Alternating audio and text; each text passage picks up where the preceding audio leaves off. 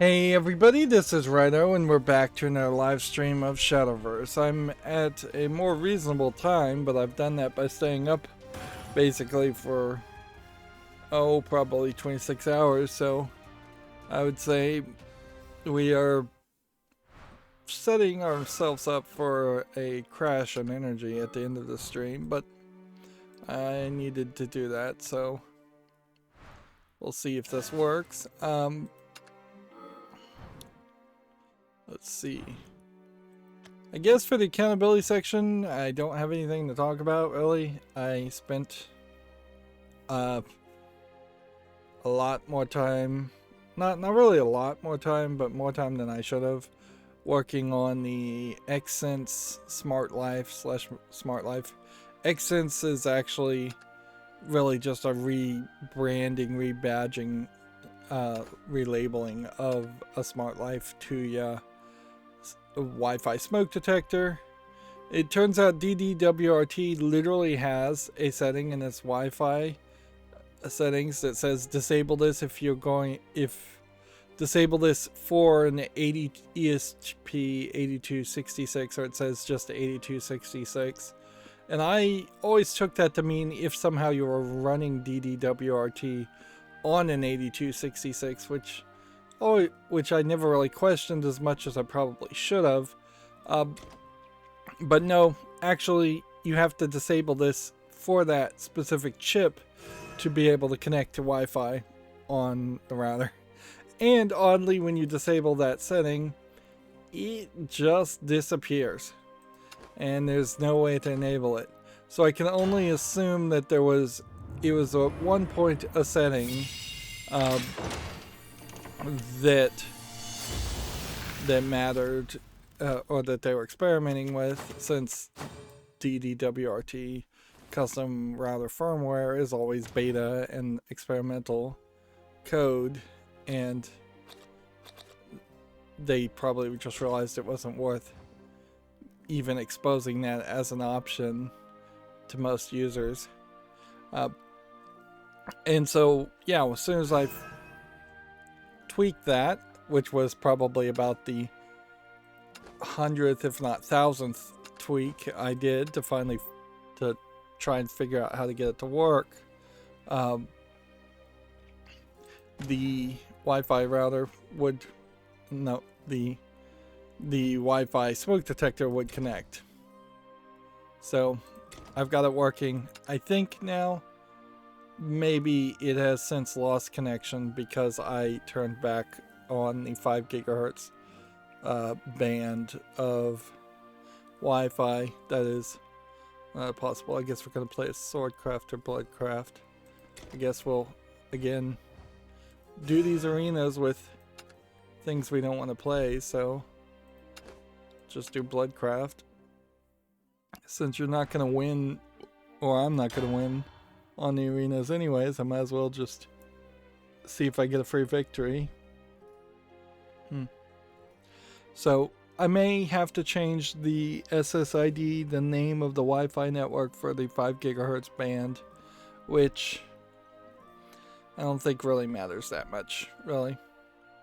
See, I think there was some weirdness with 802.11n where you were supposed to have the same SSID for both the 5 gigahertz and the 2.4 gigahertz network, but I think there is a pretty good argument to not do that and just potentially lose out on some speed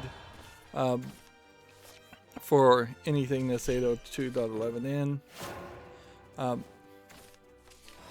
In general, the one thing I think I would emphasize more than anything is that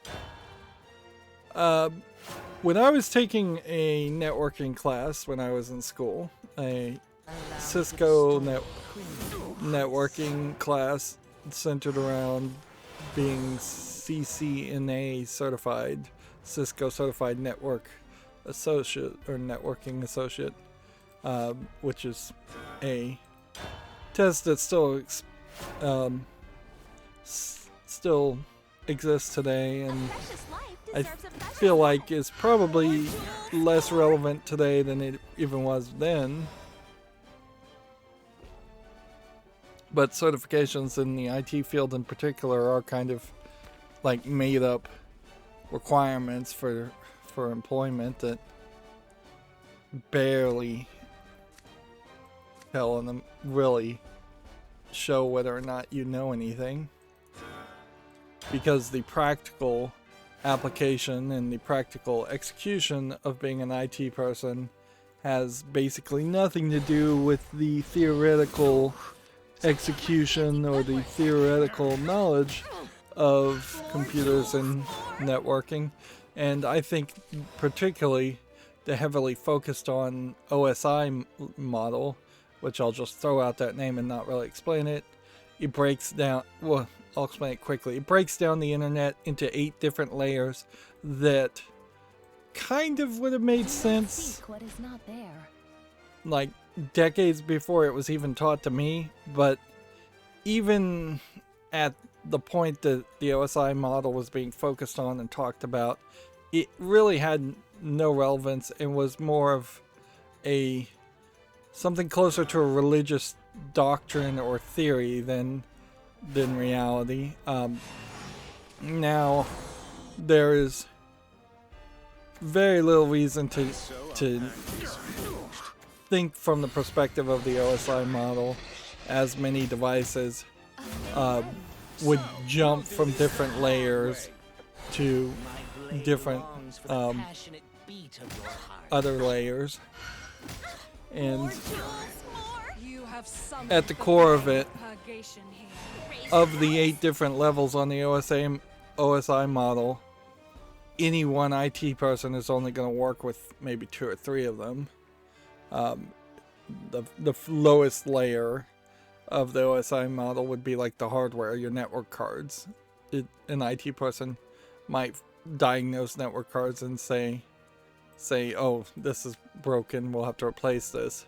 But that is definitely not going to be the same IT person who's going to be trying to program the enterprise level routers or the switches, whether they are dumb switches, which is what the OSI model assumes, or smart switches, which is now more what people would probably be using.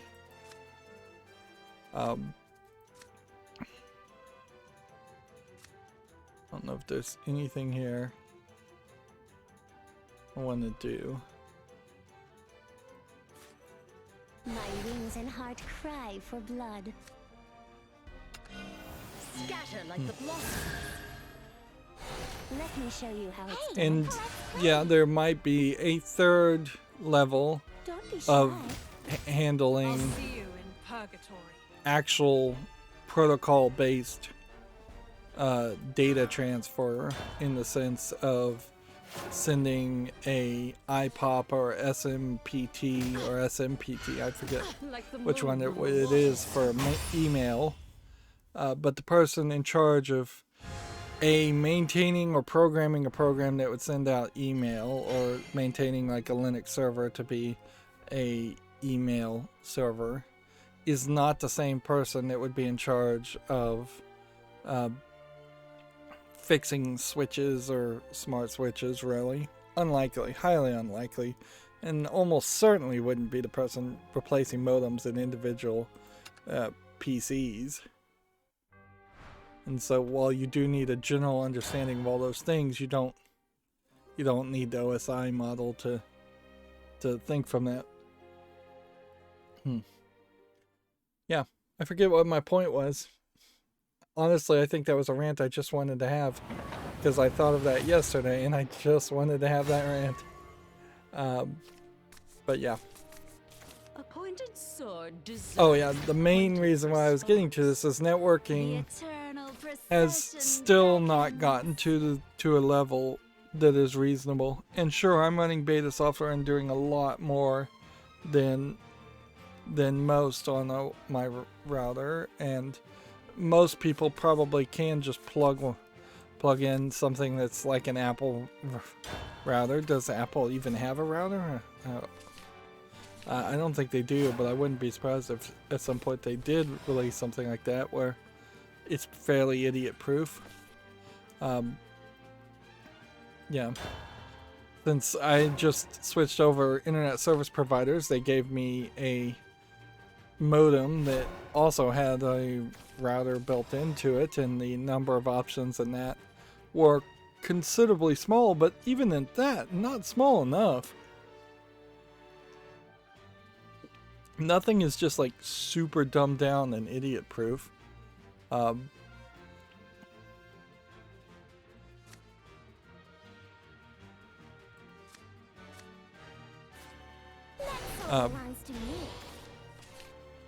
And ideally, with the advent and the renaming of Wi-Fi in particular, you could get to Wi-Fi 6 or 7 being fairly simplistic and easier, but that's only going to deal with the Wi-Fi part. You still potentially have a step forward that needs to happen, and I'm not sure when, if ever, that would actually happen. But if there was a general step forward that took wired networking to the next step of just working better, that would be nice. No, literally. One of the things that I also think about networking that has outlived its usefulness in particular is the concept of ports. There really is no reason for ports to exist anymore, and honestly, I'm not sure there was ever a reason for ports to exist. Ports and port numbers, in particular, that's what I'm talking about, is port numbers were designed it for a way for network people to specifically label the type of traffic that was coming through the networks, so that you could maybe optimize for specific traffic or more likely block specific traffic. The entire concept comes clearly from the mind of a totalitarian IT person trying to put control and order around a system that was designed to not have control and order come around it. Each life has a different value. There's, once you start getting into DNS over TLS or DNS over HTTPS, you lose DNS as being a Don't be shy. port number of any importance, the DNS ports of being anything. Torrents always pick random ports outside of the registered ports, which is the first 1024 ports.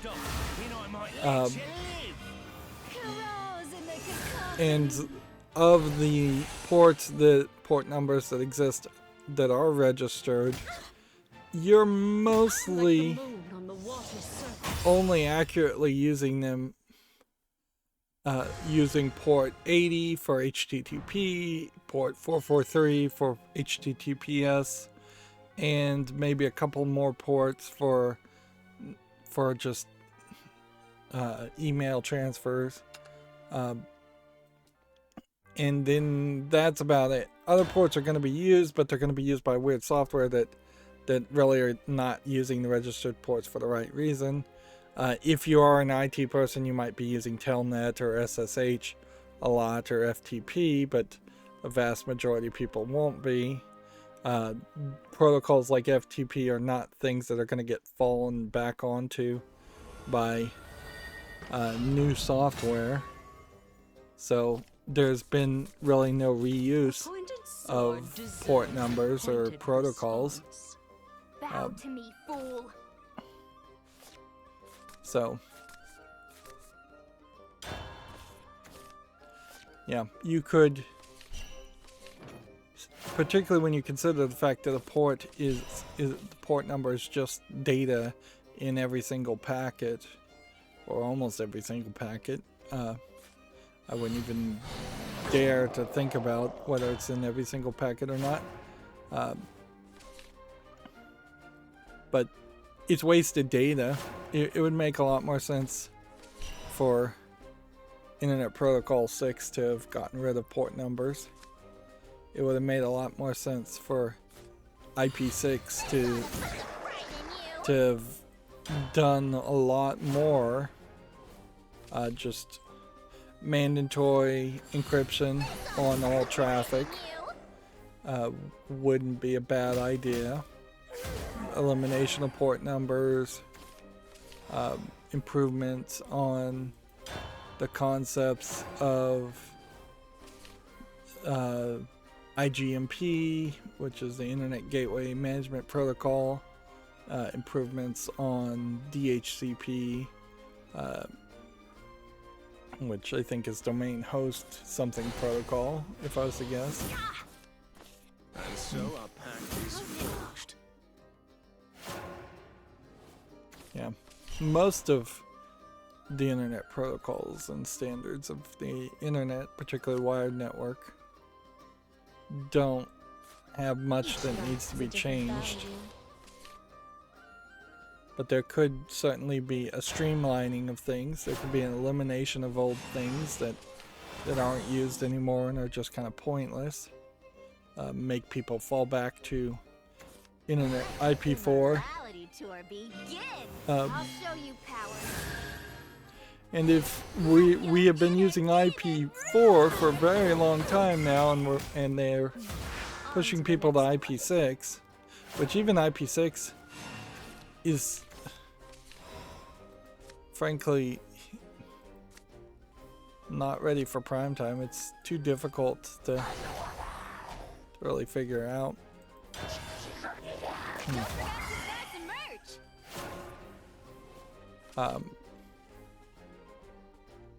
Yeah, they obviously skipped an IP5 at some point as something that just really didn't even get released for adoption, or didn't get adopted if it was released. Other things I'd say get rid of is the idea of subnets and subnet masks. That has always been a complicated concept that laymen have no reason to try and learn. The idea of specific IP addresses being actually multicast broadcast addresses. Get rid of that. You probably would need some broadcast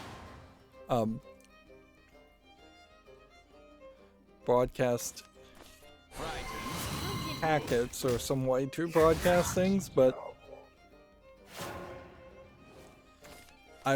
it wouldn't really be that hard to simply send a packet to the closest router and say broadcast it from there, because that's how it's going to pretty much work anyways. And at that point you might even add a level of security just by limiting everything down to whether or not the router wants to broadcast things or not. That was almost amusing. Which, for the most part, routers can still do that.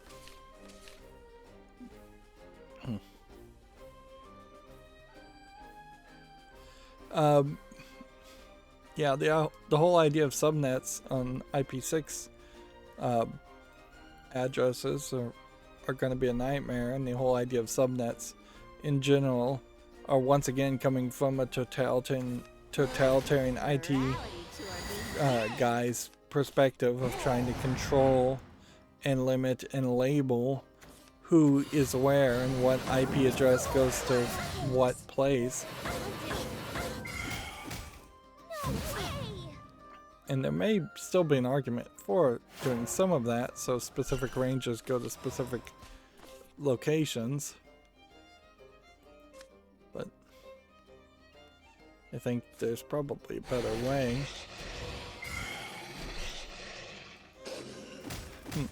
Don't forget to snag some And I suppose this is the kind of rambling you get when I don't actually play any video games. I would have just been playing Opus Magnum and complaining about Opus Magnum if I had played any games yesterday. Alright, so let's just cover the news. Major Nelson has the week's Games with Golds and Spotlight sale. So, apparently some games are on sale for Xbox. G4 put out a thing as far as where to watch. And the short and long of it is, G4 is going to be a Twitch and YouTube channel first and foremost. And then a day later, it will be on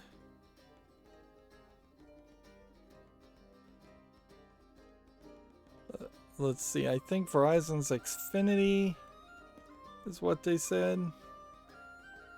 I mean, it's just a lot. Yeah. The Verizon Fios, Cox, and Xfinity TV the day later.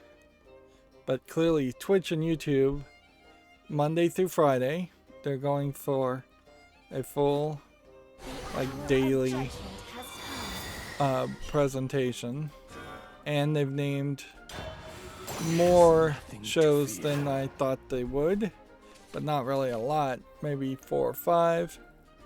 And then streaming on Philo, which I don't even know what Philo is. There's a list of people here, mainly being Adam Sessler and Kevin Pereira from the old day. Olivia May, I think, is from the old days. But the rest of these are new people. They really haven't gotten a whole lot of new people in a while either, which you had kind of this initial announcement and run of announcements of new people, and then seems like at a certain point they ran out of budget to potentially hire anyone else. I can't help but just assume that G4 is really just secretly funding, and has been secretly funding, to try and bring itself back to life more than it was always funded and ready to come back to life. Yeah. I imagine what happened, it feels like almost a year and a half ago, is somebody was able to negotiate and get the name and the likeness and everything under contract or back, so that somebody owned G4 instead of what is it, Paramount TV that was once G4, or I think Paramount TV was Spike TV.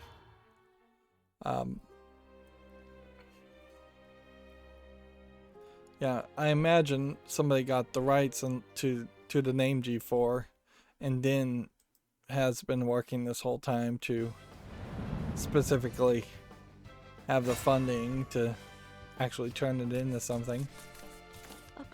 The idea of launching a new TV channel, or something that can be a TV channel in today's day and age, is kind of crazy, but it is also kind of what you would need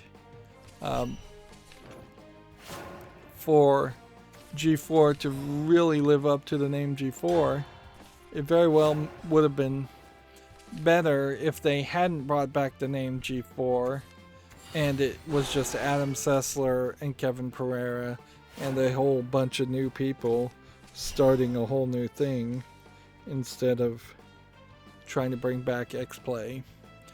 There isn't really that much value in the name of Attack of the Show or X-Play that you can just recreate under a different name. And I really have no idea what Attack of the Show really would be in today's day and age. Like, Hey, let's play.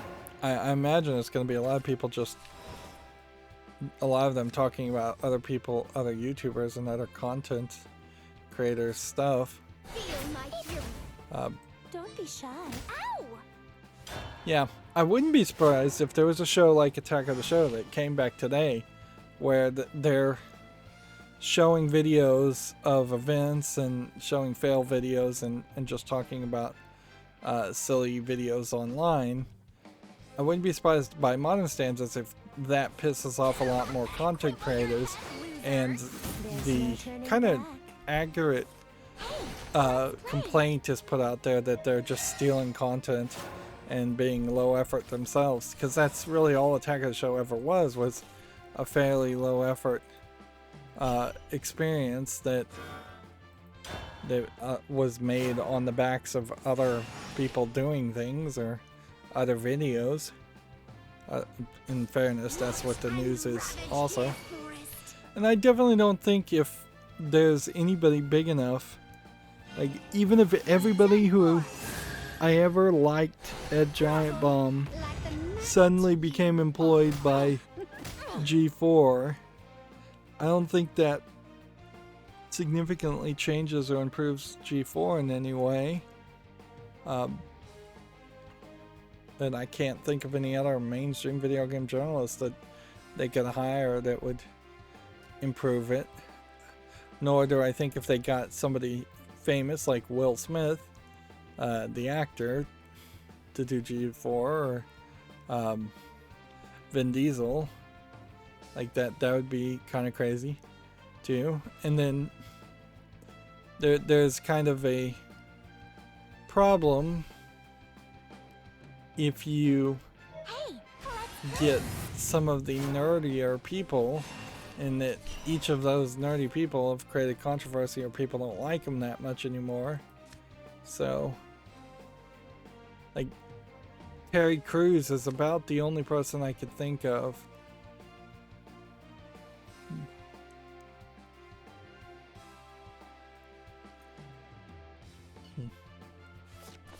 Yeah, I think if Terry Crews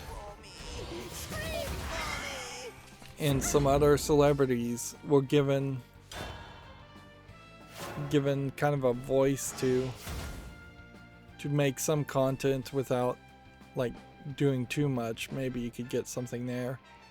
I could see a lot of celebrities trying to review or talk about games, but I could see a lot of them also doing terrible at that. So yeah, we now know finally what feels like a year and a half later where G4 will air and where its focus will be, but that doesn't really change my opinion that it may just be too old-fashioned of an idea to be brought back. Moving on, I'm gonna have to really burn through this news today. Forza Horizon 5 is Xbox's biggest ever launch day. There's also, I suppose, now a thought that Forza Horizon is the Forza series that is more important because of the success. Video Game Chronicle says Pokemon creators have, quote, thicker skin than many due to angry fans. Exec says. Marker says it's about finding a balance between studio's vision and fans' expectations. Yeah, Pokemon games for kids, I bet they get a decent amount of hate. Although there is a lot of righteous anger, for lack of a better term, against Pokemon, the Pokemon Company, after Shield and Sword really did what seemed like a fairly poor job in both animating and releasing Shield and Sword in its lackluster state with fewer Pokemon than people would have liked, because it forced an issue to go from 2D to 3D, which they did need to do that, but had they planned that better, they wouldn't, at the other side of that, remove a whole bunch of Pokemon because they didn't bother to 3D model them. One assumes that the next major Pokemon game is going to have all of the Pokemon back in 3D models, and they're going to have their different special version transformations that I don't even know. There's like Hypermax transformations or something that were introduced and then removed in Shield and Sword. In general, that's, I guess, mostly an article just talking about Pokemon, because the next Pokemon game is about out. Video Games Chronicle says the Xbox PC app will soon let players choose and browse install folders. This news opens up the possibility of easier modding on Xbox titles.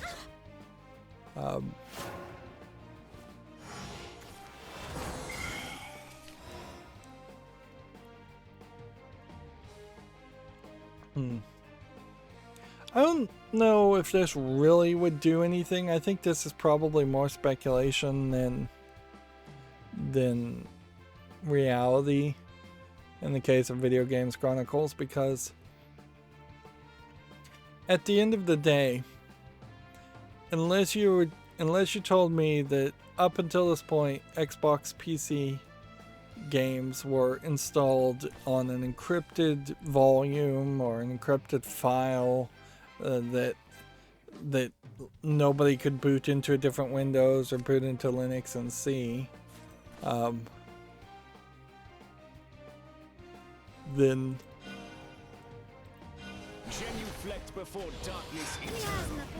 unless that was the case, yeah, that there was just a massive amount of encryption and secrecy around the install folders, I imagine modders and hackers have very easy ways to access the files before then. Now, when they actually get to the files, they're probably encrypted regardless of where they were installed.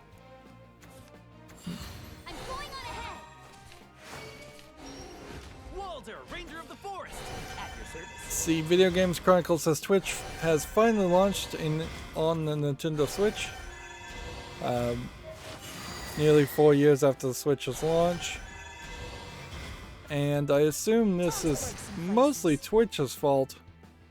More. I didn't even know the Switch had YouTube, Hulu, and Funimation. Maybe it is Nintendo's fault.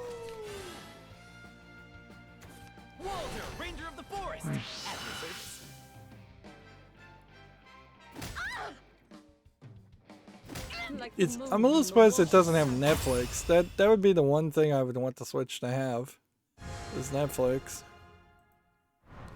The Switch re-release of Metroid 1 is, quote, clearly finished its claims, according to Video Games Chronicle. Nintendo Insider suggests development was completed over the summer. Take that for what it is, as just a rumor. Captain America and Indiana Jones could be coming to Call of Duty Vanguard, which, okay, whatever. I don't think I'm going to play Call of Duty Vanguard, so I can't really care too much about that. The playdate has been delayed until 2022.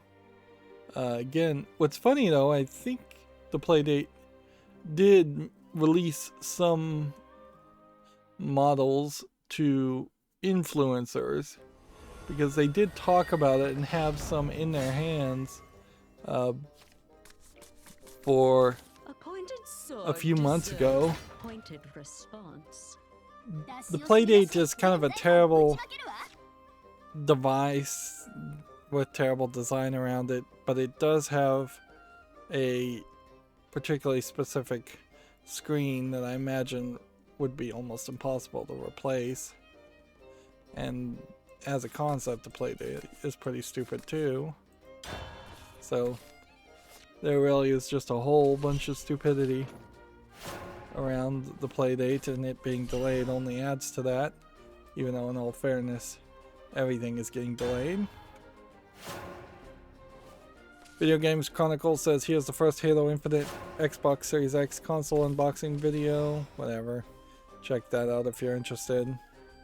Bethesda plans to show more of Starfield in the summer of 2022.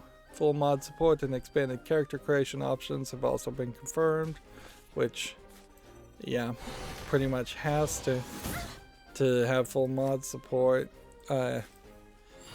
And probably more character creation options than what you would have seen in Skyrim or Fallout 4. Apparently Activision has apologized and removed a disrespectful Koran appearance from Call of Duty Vanguard.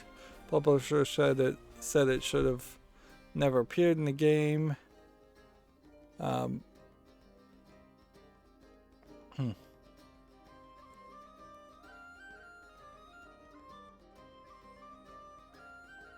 So this seems like another case where somebody has snuck something in, or somebody didn't care. Yeah, I don't really get the idea or the potential idea that somebody would, that as a corporation, that they would try to gain the ire of Muslims everywhere by intentionally putting that kind of content in. I think it is much more like likely just one artist that did it. If they were just going bold with it, then they shouldn't be so limp-wristed about it and just say, yeah, we did this, and what are you going to do about it? We knew you weren't going to play our games anyways. Call of Duty Vanguard in general is probably at some point, or one of the Call of Duty's games in the next few years, is going to center around shooting a bunch of Muslim-looking people anyways. Apparently the real problem is putting it on the floor. And just including the pages in general.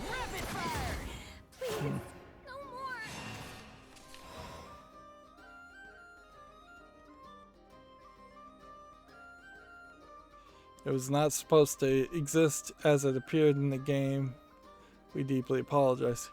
Which probably means at some point they had intended it to be on the game, but not for the pages to be on the floor, but for the pages to instead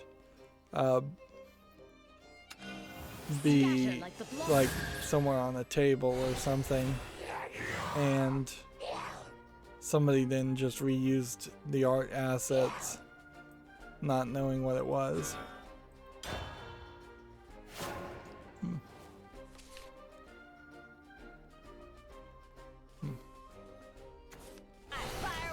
This is also probably just like a reaction to one person tweeting more than anything else. And at the end of the day, Activision Blizzard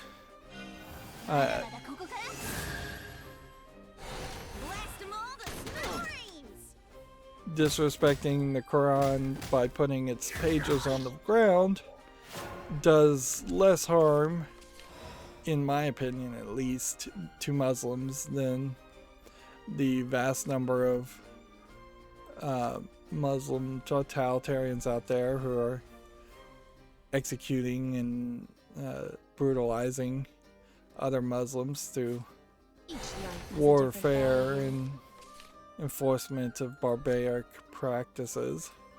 My wings and heart cry for blood. And I'll leave it at that. A new Xbox exclusives from Obsidian and Compulsion have seemingly leaked. The details on something called Pentiment and Project Midnight revealed. which honestly I kind of don't even care about knowing about leaks from projects. If they're not ready to show them, there's going to be such little to talk about that leaks are kind of pointless in the video game industry. I would like to see a lot more leaks against corrupt politicians in the real world, or real news revealing things that are trying to be hidden, than leaks of video games that will almost certainly be revealed in their own time regardless. Alright, we didn't get a single victory. So we move over to ranked swordcraft now.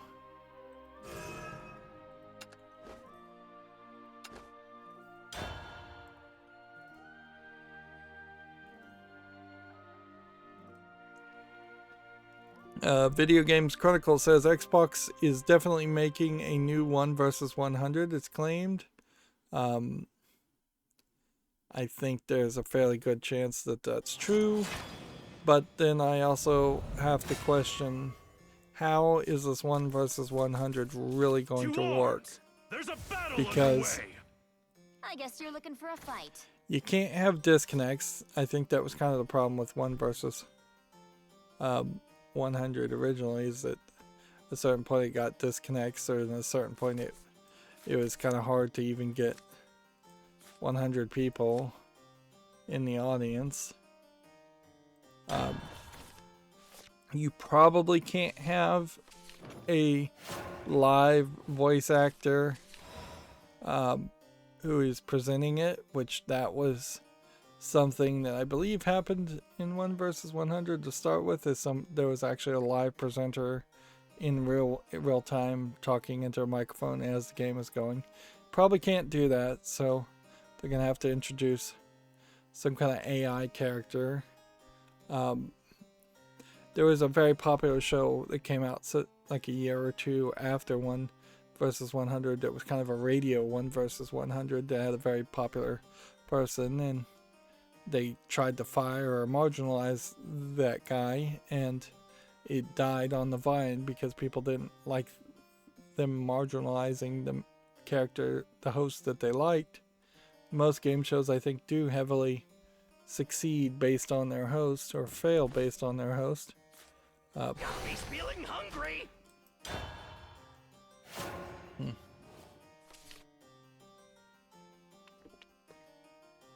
The real prize aspect, if I'm recalling correctly, 1 versus 100 was giving away kind of real prizes. I don't know if it was just Xbox bucks to buy more Xbox games, but even at the time when that was happening, I would have taken that gladly. But I think it might have been giving away actual cash or something.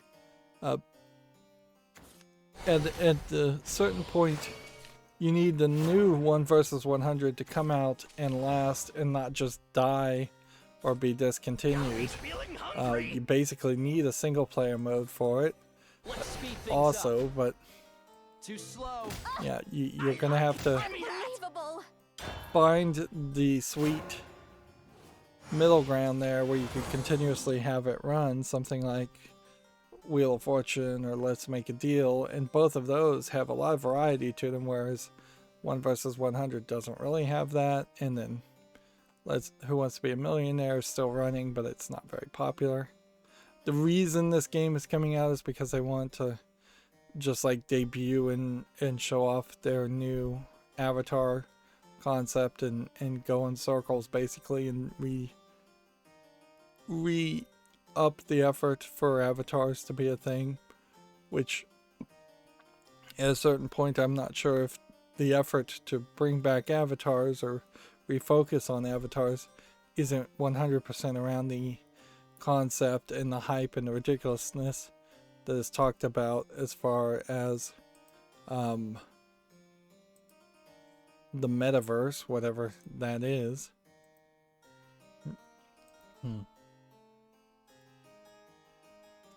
At the end of the day, 1 versus 100 also would go pretty well with keeping people to buy Some things are the worth Xbox living Games for. Pass. Video Game Chronicle says this is an exclusive to them, but I'm not sure other people didn't just re-comment or re-report on this exclusive. Apparently Far Cry's boss has left Ubisoft. Dan Hay has departed the company after 10 years, Ubisoft confirms. Okay. Far Cry not particularly something I would call a success as a series of games. Are you worth your I think weight in there's maybe gold? 2 Far Cry games out of 5 or 6 worth playing. Unbelievable. A new Animal Crossing's patch fixes a major DLC bug.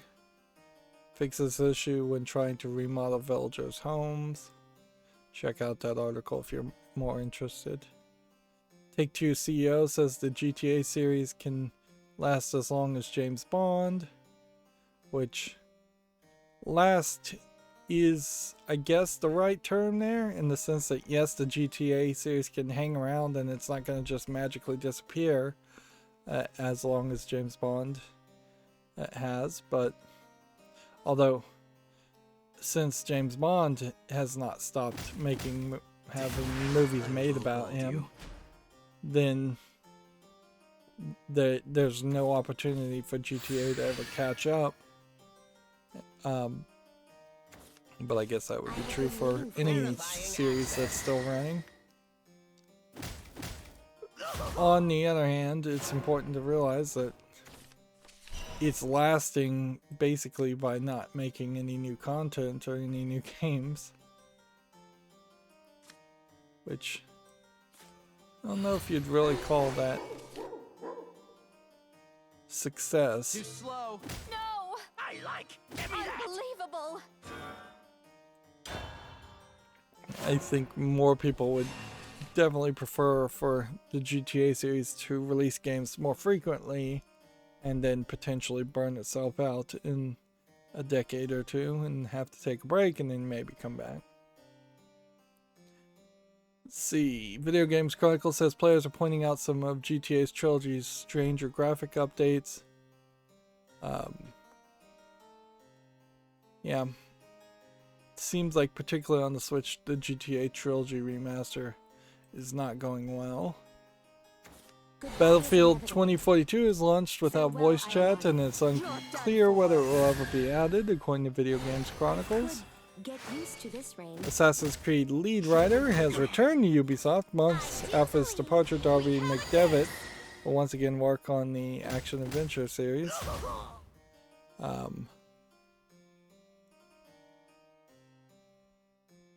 Let's see. McDevitt left Ubisoft in March. He wanted to take a new adventure, however, 7 months working at nearby Montreal developer Illogica. So he worked for 7 months somewhere else and then he comes back. Wow, did that not work out? Or maybe he was given a better offer. At a certain high level, that may have just have been salary negotiation more than anything else, where he left the company to make the company realize that they should pay him more. Unbelievable. Or it could be a secret suspension.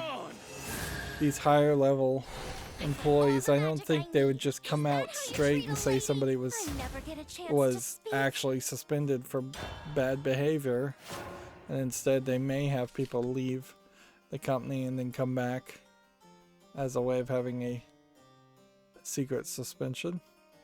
Usually don't cover reviews from Video Games Chronicle, but they do say the GTA Trilogy Definitive Edition is a disappointment on Switch. It has terrible performance, crippling what should have been a great collection on Nintendo's platform. That's pretty bad, both on a technical aspect, but also pretty sad in the sense that playing GTA on the Switch would probably be better. Far Cry 6 and Nintendo Switch lead record October for US game sales, games industry sales. And here they have some charts if you want to check out. Video Games Chronicles. And then GTA Trilogy for PC has been locked out for over 12 hours. The players have been locked out for over 12 hours. Eventually. And then, because they were locked out for over 12 hours, the game was pulled. Also, data mines have discovered it contains missing music and, quote, Holy Grail developer notes, both of which would be heavy indications that they rushed it to release, and there's really no justification for thinking that they rushed it to release, because it is such an old game. No! One step closer to victory.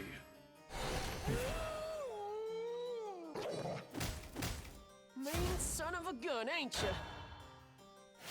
Let's see. The Video Games Chronicle says the PlayStation 5 celebrates its first birthday today, and Jim Ryan, the guy in charge of Sony Interactive, says we're just getting started. Which, okay, whatever. I would say, from an outsider and not a fanboy of Sony PlayStation and the PlayStation 5, doesn't feel like in the past year they've really done enough to A, get their hardware in the hands of people, or B, get people particularly still hyped about the PlayStation 5. In all fairness, I never was at a point where I felt like the Sony fanboys and the PlayStation fanboys had a good reason to really try and push people to get a PlayStation. I think there was at least way more lineup when it was Sega and Nintendo in the old days. King of Fighters 15 whip trailer and screenshots from Gamatsu. Whip, I guess, is the name of this character. We still have the blurry videos set up. Yes, we do.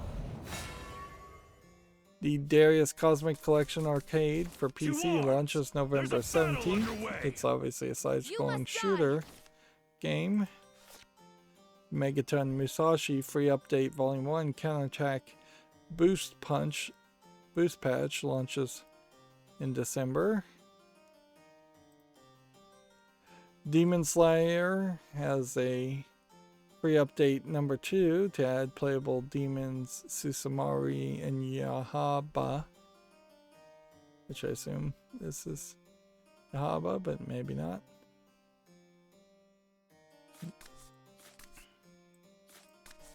Yeah, I think we'll cover very few games today and just wrap up today because I'm really sleepy, and that's what I figured was going to happen.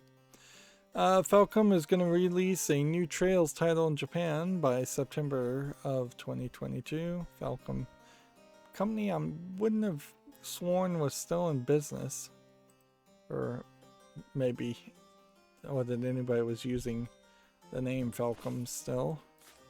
Got me feeling hungry.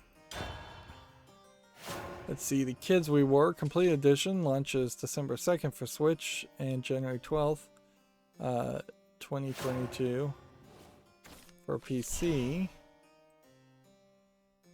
Idol Mahjong Final Romance R is coming to Switch on November 18th in Japan, which, yep, looks like it's a Mahjong game with anime girls. Cotton Reboot is now available for PC. Surprise release priced at $44.99. That's fairly expensive.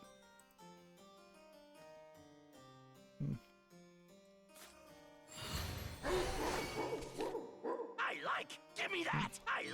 Give me that! The Otome visual novel My Last First Kiss is coming to Switch on November 25th. Otome being young maiden. Looks like I'm up. The Famitsu sales have been updated. So Call of Duty Vanguard for the PS4 made it into second place. Wow, I am actually very shocked by that. I wouldn't have thought that a military first-person shooter would sell that well in Japan, but I guess maybe they do.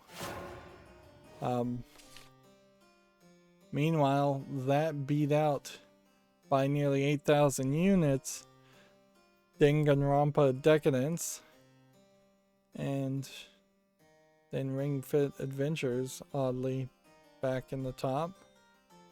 And then Call of Duty Vanguard for the PS5 would bump it up even more. Present you a gift from my love. Then Fortnite's taking number 6. This is a very odd sales week for Japan. Gematsu has a Gran Turismo 7 Tracks developer diary if you're interested in checking that out. I am not.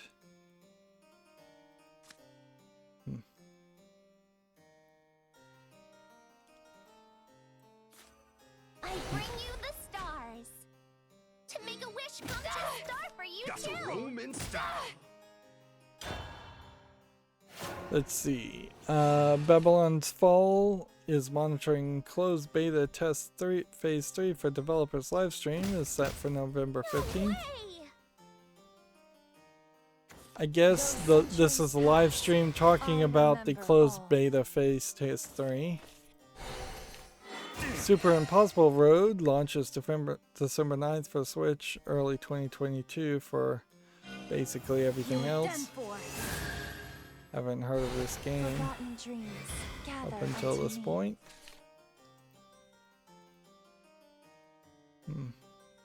Looks like it's just a physics kind of asset flip racing game. Here we have Kid Amnesia exhibition launching November 18th. This is probably kind of a more weirdo The uncharted desert awaits. game.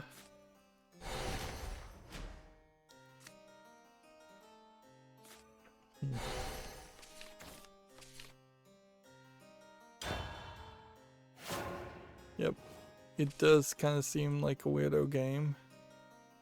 Maybe there's something here, maybe there isn't. We'll have to wait until it comes out on Steam. Outriders broadcast number 6 is set for November 15th. Marvel Avengers Spider-Man reveal trailer and screenshots are available from Gematsu if you want to check them out.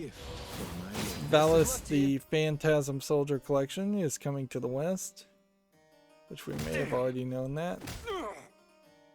Mages Makoto Asada talks Anonymous, Code Delay, Chaos, Head, and Noah Boulder bundle, and the Mystery Port, which is really looks like 3 separate games.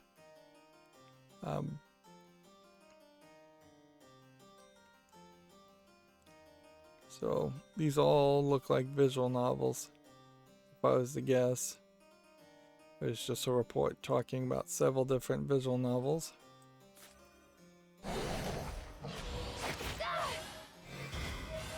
Dragon Ball FighterZ and Dragon Ball Xenoverse 2 shipments of digital sales have topped 8 million each, which does mean that Xenoverse 2 has sold a little bit faster than Dragon Ball FighterZ, which, okay, that's fairly believable and understandable.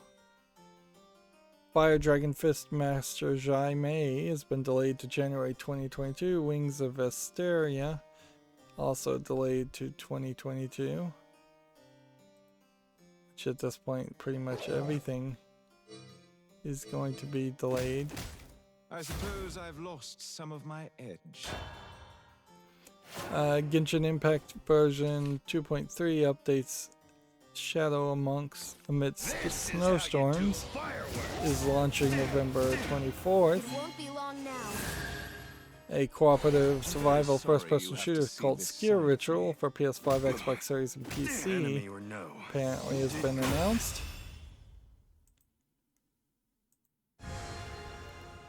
Let's see, GameDeveloper.com says Tencent has acquired the Japanese studio Wake for $44 million. Yeah, I'm kind of just going to give up at this point and not even try to play one more game. We got nowhere close to the victory, but I'm too sleepy. GameDeveloper.com says, Dan Hay departed Ubisoft. We already talked about that.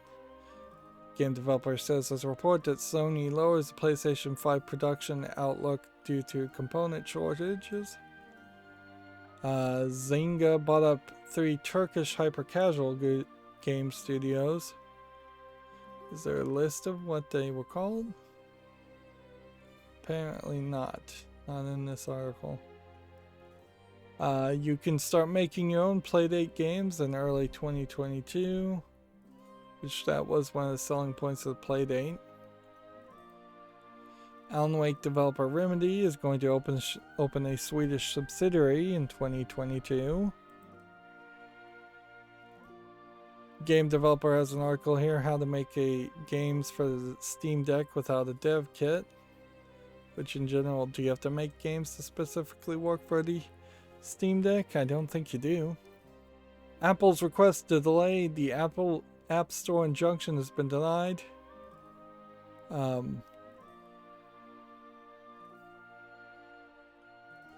What was the injunction?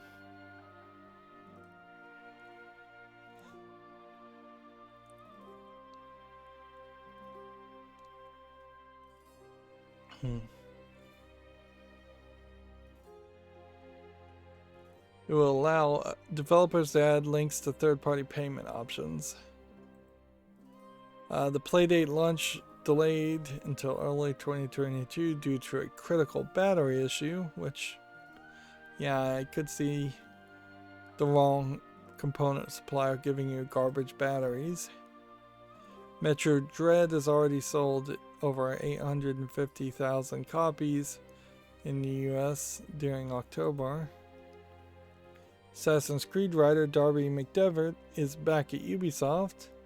We already talked about that. And then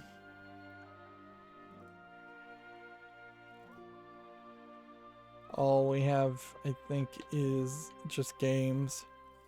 And it's just going to be a lot of games left over. Like, Bright Memory Infinite is finally available for sale, so I think we put this on the wish list at this point.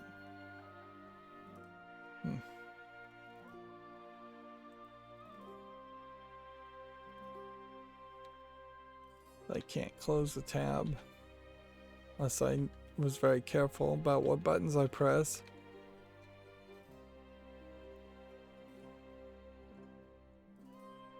So on this Friday, we see a lot of garbage games. I might curate it myself. We see several kind of lewd anime girl games, but nothing particularly too explicit. Again, that being weighted. Not waiting until Friday to release them. And then I'm just going to look at my Twitter feed to see if there's anything new that needs to be talked about. And then this is just going to be a short 1 hour stream because I am at high danger of just falling asleep otherwise. And falling asleep in the middle of the stream would be kind of silly and ridiculous. Alright, I'm gonna just assume there's no new news for this Friday, and there probably wouldn't be even if we went another 3 hours. That's gonna be it for the stream. As always, I ask you to like, share, subscribe, comment, and watch every second of my videos. If you want to further follow me on any social media sites, there's a bunch of links down below. Thank you for watching. Have a good evening.